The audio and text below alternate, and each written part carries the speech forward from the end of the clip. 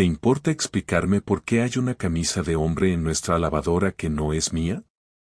Esa fue la frase que lo cambió todo. Nada de sospechas vagas, ni silencios incómodos, ni dramas de telenovela. Una pregunta directa, en voz baja, mientras ella doblaba la ropa en el salón como si fuera un martes cualquiera. Marta levantó la vista. Parpadeó una vez. Y luego volvió la mirada al montón de ropa sin decir nada. Yo ya sabía que no era mía. Ni por talla, ni por marca, ni por el perfume suave y carísimo que todavía desprendía. Era una camisa blanca, de esas de cuello italiano que no se ven mucho por aquí. Elegante. Impecable. Demasiado nueva para estar entre nuestras camisetas viejas del Decatlón. No dije nada más. Solo la miré. Ella, sin embargo, intentó improvisar. Pues, no sé, igual es de tu hermano, que vino el otro día. Mi hermano no ha venido en 2 meses, le corté. Y ahí fue cuando noté el cambio. El temblor leve en sus manos. Ese momento en que alguien se da cuenta de que ya no puede mentir sin parecer idiota. Así empezó todo. Con una camisa que no era mía, en una lavadora que solo usamos nosotros dos.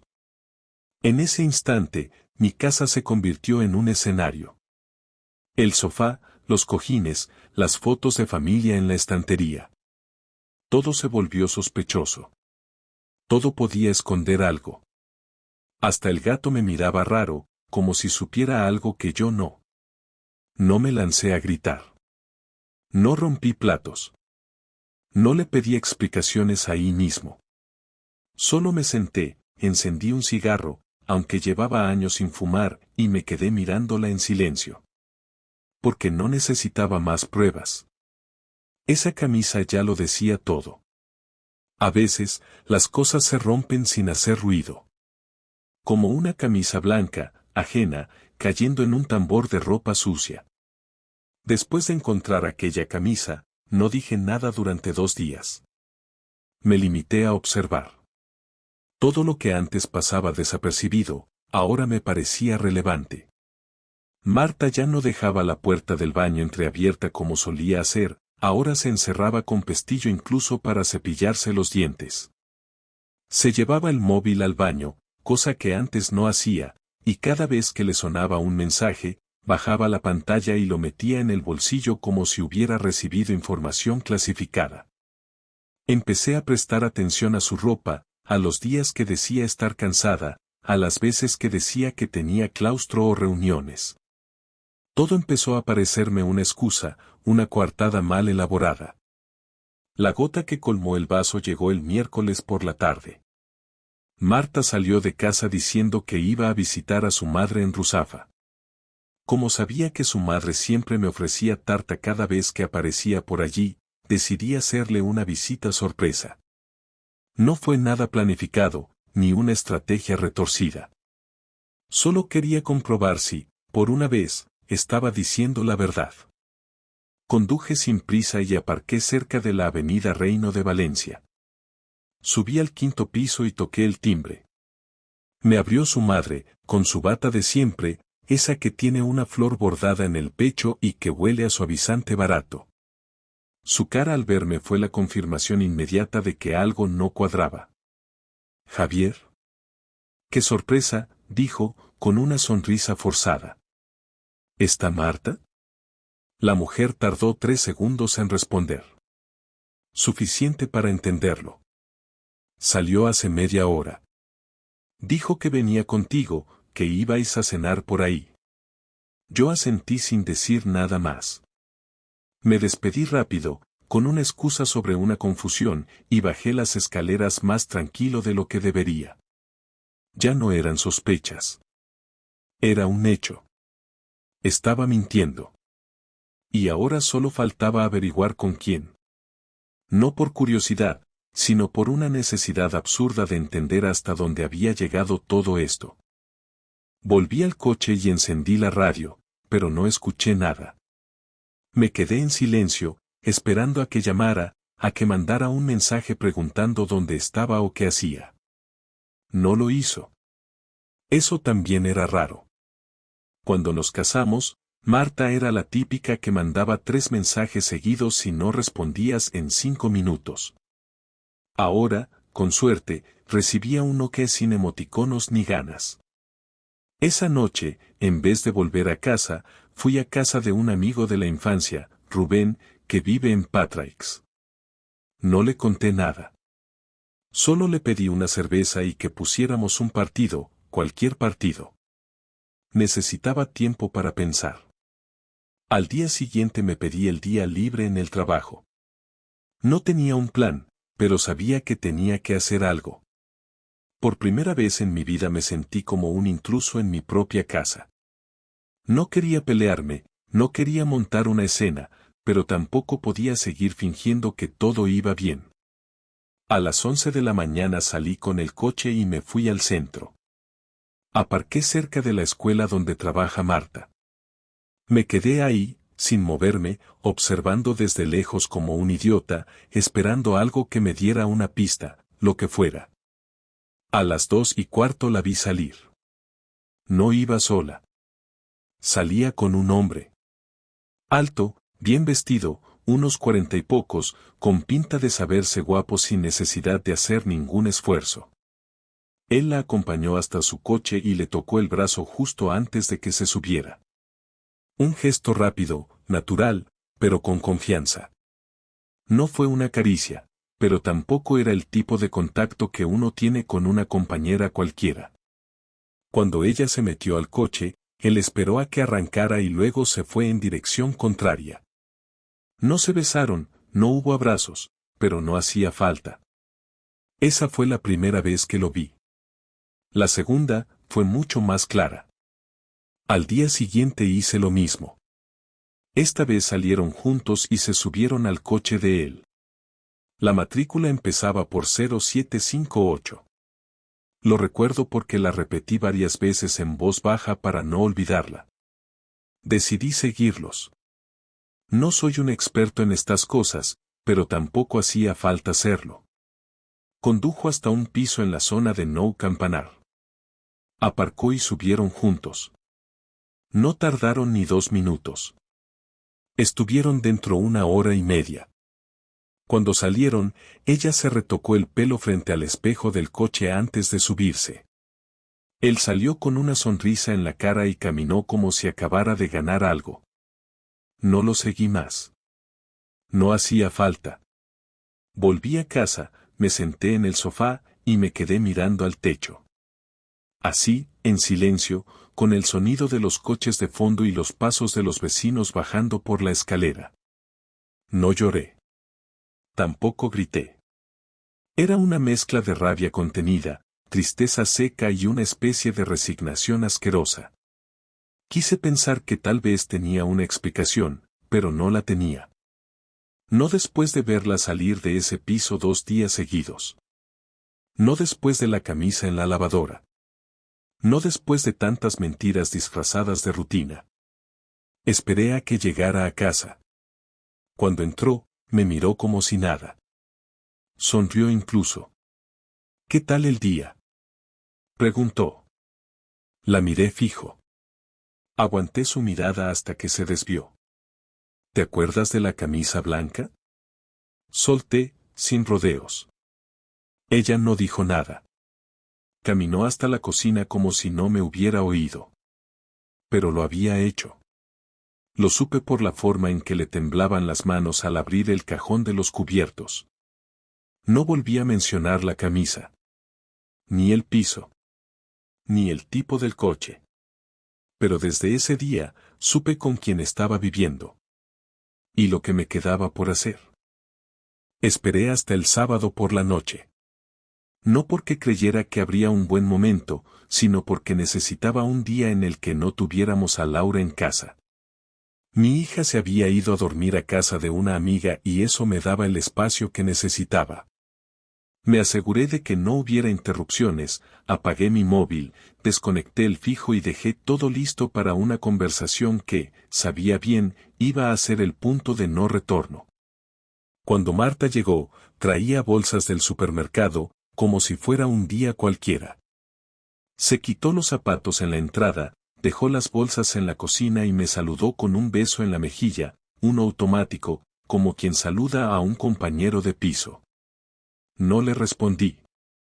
Me quedé sentado en la mesa del comedor, con una libreta abierta delante y el bolígrafo en la mano. Me miró de reojo, notó el ambiente y supo que algo no iba bien. Me preguntó si había pasado algo.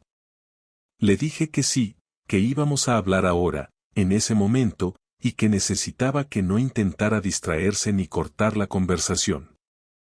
Se quedó quieta. Se apoyó en el marco de la puerta con los brazos cruzados. No se sentó. Se quedó ahí, mirándome, como si esperara que yo empezara a soltar alguna tontería, como si esto fuera otra de esas discusiones por las tareas domésticas o el dinero. Pero no era eso. Ni se le acercaba. Le dije que sabía lo del piso. Le dije la matrícula del coche. Se la recité completa, despacio, sin levantar la voz. Le dije que la había visto entrar con él 2 veces esta semana y que no hacía falta que lo negara. Ella bajó la mirada, como si en ese momento quisiera desaparecer, y cuando volvió a mirarme, me soltó una frase tan estúpida que casi me hizo reír. No es lo que crees. Esa frase, tan vacía, tan gastada, fue como una bofetada por lo inútil. Le pregunté si pensaba que yo era imbécil, si creía que me iba a tragar una excusa de serie barata, si pensaba que después de 11 años juntos, yo no sabía reconocer cuando alguien mentía descaradamente. No respondió. Se quedó callada. La vi tragar saliva y moverse incómoda, pero sin decir nada más. Le pregunté desde cuándo. No lo hizo para defenderse, sino para quitarse peso de encima. Dijo que no sabía exactamente cuándo había empezado, que todo se dio de forma gradual, que no fue una decisión que tomó de repente, sino que simplemente pasó. Esa palabra, pasó, me resultó especialmente asquerosa. Como si hubiera tropezado y caído encima de otro hombre por accidente. Le dije que fuera precisa, que si íbamos a tener esta conversación, al menos que fuera honesta. Me confesó que llevaba viéndose con él desde hace 4 meses. Que era un compañero nuevo del colegio, que coincidían mucho en actividades y reuniones, que al principio solo hablaban de trabajo, y que luego empezaron a verse fuera, pero que no pensó que llegaría a nada físico. Le pregunté por la camisa. Me miró como si ya no recordara ni ese detalle. Le recordé que la lavadora no miente. Bajó la cabeza de nuevo. Admitió que sí, que era de él, que un día se quedó sin ropa limpia y que le prestó una camisa para irse al trabajo. Dijo eso como si fuera normal, como si compartir ropa con tu amante fuera una anécdota sin importancia. Le pregunté si sentía algo por él. Me dijo que no lo sabía. Que era diferente, que la hacía sentir escuchada, que se reía con él, que con él no sentía la presión constante de tener que ser madre, esposa, ama de casa. Me quedé en silencio. Le dejé hablar. Le pregunté si había pensado en dejarme. Me dijo que no, que nunca fue su intención. Que todo esto había sido un escape, algo que se le fue de las manos. Le pregunté si seguía acostándose con él. Me miró fijamente. No contestó. Eso bastaba. Me levanté de la silla. Le dije que se acabó. No fue una amenaza. Fue una conclusión. Le dije que no sabía qué iba a pasar exactamente, pero que esto no se iba a quedar así. Que no iba a hacer como si nada. Que no pensara que yo iba a seguir durmiendo al lado de una mujer que volvía oliendo a otro. Ella intentó acercarse. Quiso poner la mano sobre mi brazo. Me aparté. Le pedí que no me tocara. Me pidió que no tomara decisiones en caliente. Le respondí que la decisión la había tomado ella hace meses. Que yo solo estaba aceptando lo que ya era una realidad. No gritamos. No rompimos cosas. No lloramos. Fue peor. Fue esa clase de enfrentamiento donde no hay marcha atrás, donde cada palabra pesa y deja cicatrices que no se ven, pero se sienten. Cuando terminó, me encerré en el cuarto de Laura y dormí en su cama, con la puerta cerrada, sin ganas de hablar más. A las 3 de la madrugada, escuché a Marta llorando en la cocina. No salí. Me quedé quieto. Porque ya no era mi problema consolarla. El domingo por la mañana me levanté antes que ella, desayuné sin hacer ruido y salí del piso sin dejar nota. No tenía ganas de escuchar su voz, ni de verla fingir preocupación. Lo único que tenía claro era que no podía quedarme ahí sentado esperando a que todo se resolviera con disculpas. Quería hacer algo que tuviera consecuencias, algo que ella sintiera de verdad. No estaba pensando en venganza como concepto de justicia poética, sino en una reacción real, visible, concreta. Quería romperle la comodidad, quitarle el suelo que ella daba por hecho. Me pasé la mañana dando vueltas en el coche, sin dirección clara, hasta que me acordé de Tony, un antiguo amigo de mi época de instituto que ahora trabajaba en una gestoría de abogados de familia. Le llamé sin pensarlo mucho. Me dijo que podía verme en una hora si llegaba al despacho antes de las 12. Le conté la situación sin adornos, sin exageraciones. Él tomó notas en silencio, y cuando terminé, me miró serio y me dijo lo que necesitaba oír: si quería ir por la vía legal, tenía que documentar todo lo posible. Fechas, pruebas, comportamiento reciente. Me recomendó no actuar impulsivamente, pero que si pensaba en divorcio, era mejor preparar el terreno antes de decir nada. Me habló de los bienes compartidos, del piso, de la custodia de Laura. Me dijo que, si podía, debería conseguir algún tipo de confirmación o prueba del engaño, aunque fuera un correo, un mensaje o algo que vinculara a Marta con ese otro tipo. Le pregunté si un seguimiento sería útil. Me dijo que sí, que podía contratar a alguien si no quería hacerlo yo, pero que si estaba seguro de lo que había visto, con solo una prueba puntual bastaría para forzar la negociación a mi favor. Salí de ahí con una idea clara: si Marta había roto algo, yo iba a asegurarme de que le costara recomponerlo. Pasé el resto del día organizando todo en silencio. Entré al ordenador y copié en un USB sus correos, sus carpetas personales y hasta sus copias de seguridad del móvil. No sabía si encontraría algo, pero por si acaso. Luego bajé al trastero, saqué una maleta vieja y empecé a guardar mis cosas más personales. Lo hice con calma, sin prisa. Cada prenda doblada era una decisión. No pensaba irme de casa aún, pero quería estar preparado para cualquier escenario. Esa noche, cenamos los tres juntos, como si nada hubiera pasado. Marta intentó hacer de madre modelo, preguntó por el colegio de Laura, le preparó postre, puso música suave de fondo. Yo no dije casi nada, solo asentía o respondía con monosílabos. Laura notó algo, pero no preguntó. Después de acostarla, Marta vino a la habitación y se sentó en la cama. ¿Qué vas a hacer?, me preguntó sin mirarme. Lo estoy pensando, respondí. No quiero que esto arruine a Laura, dijo, como si acabara de descubrir la existencia de nuestra hija. No te preocupaste por ella cuando decidiste acostarte con otro, le solté sin moverme del borde de la cama. No fue tan simple, murmuró. Sí lo fue. Solo no lo quieres admitir. Esa fue toda la conversación. Ella se acostó del lado contrario y apagó la luz. Al día siguiente, lunes, le mandé un mensaje a la directora del colegio donde trabaja Marta. Fue directo y cortés. Le pedí una reunión para hablar sobre una situación que me afectaba personalmente, pero que involucraba a un empleado del centro. No mencioné nombres. Quedamos para el miércoles por la mañana. Después de eso, entré a uno de los grupos de madres del colegio donde Marta era bastante activa. Ahí publiqué una foto, una captura del coche del otro tipo con la matrícula visible, estacionado frente al edificio donde ella y él se veían. No puse texto, no hice acusaciones, solo la imagen. A los 20 minutos empezaron a llegar los comentarios, algunos discretos, otros más directos, todos reconociendo el lugar, la matrícula o la historia que ya se rumoreaba desde hace semanas.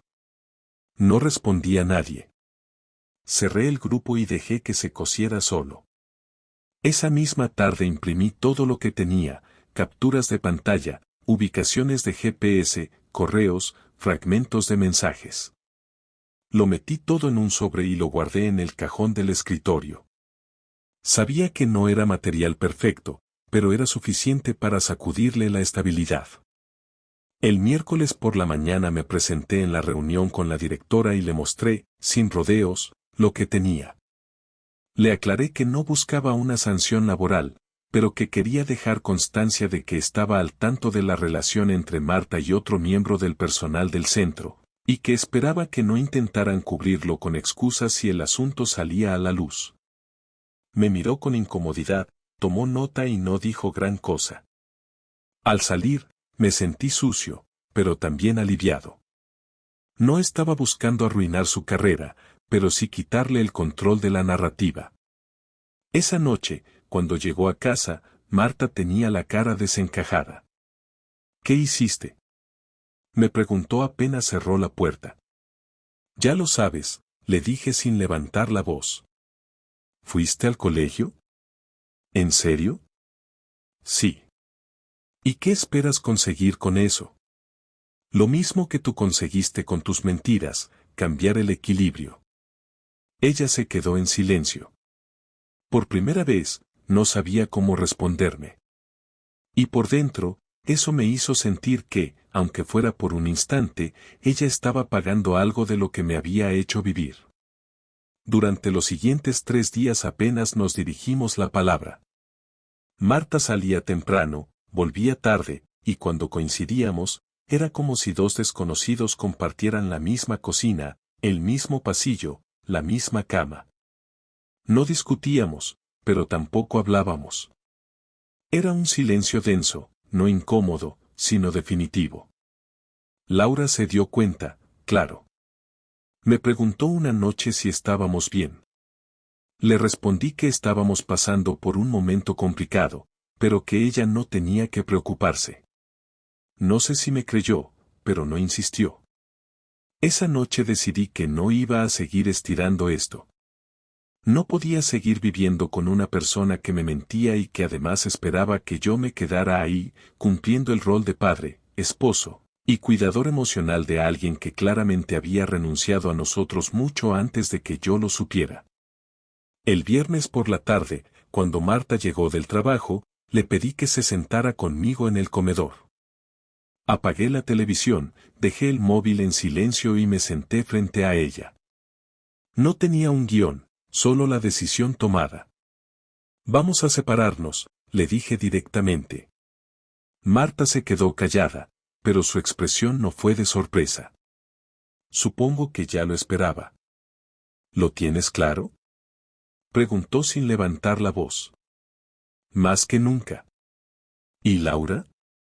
Lo vamos a hacer de forma ordenada. No quiero peleas, ni gritos, ni abogados insultándose. Pero no quiero seguir compartiendo esta casa contigo. No confío en ti. Y tú no me amas. No como se ama a alguien con quien se planea un futuro. No sé qué decirte. No hace falta que digas nada. Esto ya está decidido. No hay vuelta atrás. Marta me miró, cruzó los brazos, respiró hondo y se quedó en silencio unos segundos antes de hablar. Lo que dijo después no fue una disculpa, ni una defensa. Fue una mezcla de aceptación y resignación. Yo también pensé en pedirlo, pero no sabía cómo hacerlo sin romperlo todo. Lo nuestro lleva roto mucho tiempo. Lo de él no fue la causa. Fue una consecuencia. Eso te lo dices para poder dormir tranquila. Pero no fue consecuencia de nada. Fue una elección. Te cansaste, te aburriste o simplemente te apetecía algo nuevo. No lo adornes con explicaciones emocionales. No quiero justificarme, solo intento explicártelo. No necesito explicación. Necesito que te vayas del piso este fin de semana. Puedes quedarte en casa de tu madre. Laura se queda aquí conmigo, al menos por ahora. ¿Me estás echando de mi casa? No es una casa, es un campo de batalla pasivo. Y sí, te estoy pidiendo que te vayas. No voy a dormir otra noche sabiendo que compartes la cama conmigo por rutina. No me da la gana. ¿Y cómo se lo vas a explicar a Laura? Lo haremos juntos. Pero tú no vas a utilizar tu versión. Vas a decirle la verdad. Que fuiste infiel, que lo mantuviste en secreto, que mentiste y que eso tuvo consecuencias. No le vamos a cargar el peso a ella, pero tampoco vamos a maquillarlo. Me estás poniendo condiciones como si yo fuera la única culpable de todo esto. ¿Quieres que hablemos de responsabilidades? Perfecto. Yo estaba aquí todos los días. Cocinaba, limpiaba, hacía la compra, me ocupaba de nuestra hija. No me iba a follar a nadie en un piso alquilado mientras tú creías que tenía una reunión. No me escondía. No mentía. Así que no, Marta, no somos iguales en esto. Ella no respondió. Se quedó mirando la mesa, con las manos cruzadas, sin saber dónde meter la cara. No era culpa, no era tristeza. Era agotamiento. Supo que ya no tenía forma de girar esto a su favor. Después de varios minutos de silencio, dijo que se iría el sábado por la mañana. Que no quería discutir más. Que hablaríamos con Laura el domingo por la tarde, juntos, y que después buscaríamos cómo hacer la separación oficial. Asentí. Le dije que me parecía bien. No la acompañé cuando se levantó de la silla. Se fue a la habitación, hizo una maleta pequeña y pasó el resto de la tarde encerrada. No volví a hablarle esa noche. Preparé la cena, cené con Laura, vimos una película y me acosté en la habitación de invitados. El sábado por la mañana, antes de que ella se fuera, volvió a sentarse en el comedor y dejó unas llaves sobre la mesa. No quiero pelear por cosas materiales. Me llevaré lo justo. No tengo ganas de discutir por muebles ni por la vajilla. Nadie va a pelear por eso. Esto no va de platos. Va de respeto. Lo sé, respondió, mientras se levantaba. Solo quería que me lo dijeras directamente, como lo hiciste. Hubiera preferido eso antes que los silencios, antes que las indirectas. Hubieras preferido muchas cosas. Pero elegiste otra. Marta salió con una maleta, sin abrazos, sin escenas, sin frases de despedida. Cerró la puerta como quien cierra algo que no se va a volver a abrir. Me senté en el sofá con la cabeza fría y por primera vez en semanas sentí que podía respirar sin estar esperando la próxima mentira. Cuando Marta se fue, la casa no se volvió más tranquila ni más habitable, solo se volvió más sincera. Los silencios ya no estaban llenos de sospechas ni de pensamientos incómodos. Eran silencios simples, normales, como cuando estás solo y no necesitas hablar.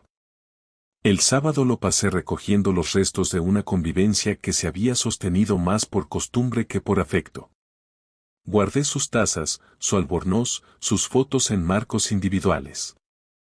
No rompí nada, no quemé nada, no hice ningún acto de rabia adolescente.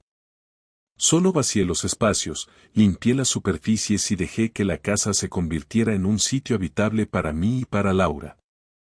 Cuando llegó la noche, me senté en el sofá, abrí una cerveza, y por primera vez en mucho tiempo no sentí la necesidad de comprobar el reloj para ver a qué hora llegaba Marta. Ya no había una llegada que esperar. El domingo por la tarde, tal como habíamos acordado, Marta volvió solo para hablar con nuestra hija. Laura estaba nerviosa. Se notaba en cómo evitaba el contacto visual, en cómo se recogía el pelo de manera compulsiva cada vez que le hacíamos una pregunta.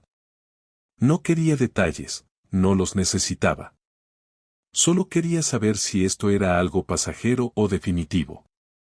Marta intentó suavizar las cosas, habló de que a veces las personas cambian, que las relaciones se transforman, que los adultos también se equivocan. Yo la interrumpí y le dije a Laura que lo que había pasado era que su madre había decidido estar con otra persona y que eso había cambiado todo. Que íbamos a separarnos, no porque no la quisiéramos a ella, sino porque ya no tenía sentido vivir en mentira. Laura no lloró. No gritó. Solo se quedó muy quieta, como si necesitara unos minutos para procesar todo. Luego asintió, nos pidió que no le hiciera elegir entre ninguno de los dos y se fue a su cuarto. Marta quiso ir detrás, pero le dije que era mejor dejarla sola un rato. Marta entendió el mensaje y no insistió. Recogió sus cosas y se fue. Las semanas siguientes fueron un proceso de ajustes. Marta encontró un piso en casa de su madre, después empezó a buscar algo por su cuenta. Decidimos que Laura pasaría la semana conmigo y los fines de semana alternos con ella. No hicimos de esto una batalla legal. No teníamos ganas. Los abogados solo se usaron para formalizar el acuerdo y registrar el divorcio en los papeles. No hubo discusión por el dinero, porque nunca hubo dinero de sobra. Solo queríamos que terminara lo antes posible. Y así fue. En menos de 2 meses ya estaba todo firmado. Ninguno de los dos lloró en el juzgado. No nos abrazamos, no nos deseamos suerte. Solo firmamos, recogimos las copias, y cada uno se fue en dirección opuesta. Algunos amigos comunes dejaron de hablarme, otros me buscaron para decirme que lo sentían y que estaban de mi lado. No les creí del todo. En situaciones así, la gente toma partido más por incomodidad que por lealtad. Dejé de hablar con varias parejas amigas, no porque fueran malas personas, sino porque representaban una etapa que ya no quería revivir. Me quedé con 3 o 4 amigos de verdad, los que no hicieron preguntas, los que me invitaron a tomar algo sin mencionar el tema, los que me trataron como siempre. A veces la gente cree que necesita darte consuelo cuando en realidad lo único que uno quiere es una conversación normal. Mi rutina cambió. Ahora me levanto más temprano, organizo las comidas de Laura, la llevo al instituto, vuelvo al trabajo, vuelvo a casa. Los días son simples, sin drama, sin secretos. A veces siento el vacío, claro. No por Marta, sino por lo que representaba tener una familia completa, aunque solo fuera en apariencia. Pero me duró poco. Porque con el tiempo entendí que no se trata de tener a alguien al lado solo para decir que tienes a alguien. Se trata de poder mirar a esa persona y sentir que hay respeto, complicidad, interés genuino. Yo no tenía nada de eso con Marta, y ella tampoco conmigo, solo que a ella le dio por actuar antes que hablar. He aprendido que uno no siempre se da cuenta cuando empieza a perder algo. No hay un día exacto en el que el amor se va. No suena una alarma. Simplemente, dejas de mirar al otro como antes, y el otro te empieza a mirar de otra forma.